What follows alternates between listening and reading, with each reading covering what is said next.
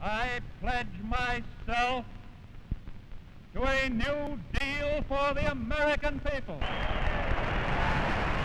When Roosevelt gave his acceptance speech for the Democratic nomination in 1932, he pledged himself to the country to deliver a New Deal. And in 1933, when Franklin D. Roosevelt took office, he delivered on that pledge. The country was already 4 years into the Great Depression. The unemployment rate was 25%. 1/3 of those who had jobs were only working part-time, and 1.2 million Americans were homeless. It was a horrible situation. What he meant by a New Deal was that the government was now going to look after everyone. It was going to look after the common man rather than just the wealthy in the country. That was a new social contract because previously the federal government really had not concerned itself with interfering very much in the lives of people. The New Deal really had two legs. One is recovery and the other is reform. Under reform, it was to make sure that a Great Depression would never happen again. To do so, in Roosevelt's first 100 days in office, he pushed 15 major bills through Congress that would reshape every aspect of the economy, from banking and industry to agriculture and social welfare.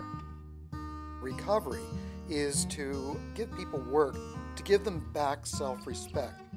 But it's also a way of mainlining the economy from below.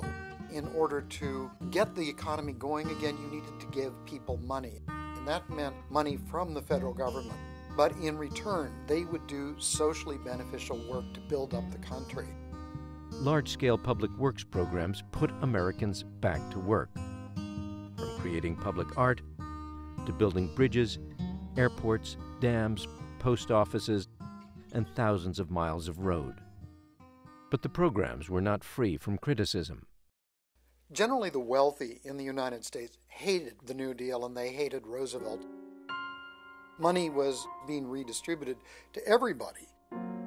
They hated the fact that the New Deal actually was an activist government. It intervened in business affairs. Many of the wealthy felt that this was actually a communist conspiracy. A few timid people who fear progress will try to give you new and strange names for what we are doing. Sometimes they will call it fascism, and sometimes communism. But in so doing, they are trying to make very complex and theoretical something that is really very simple and very practical.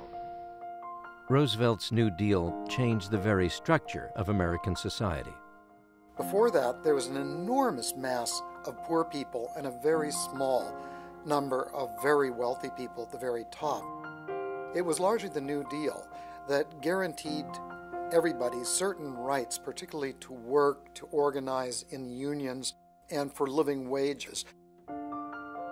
The New Deal resonated deeply with common Americans, and it swept Roosevelt into a second presidential term.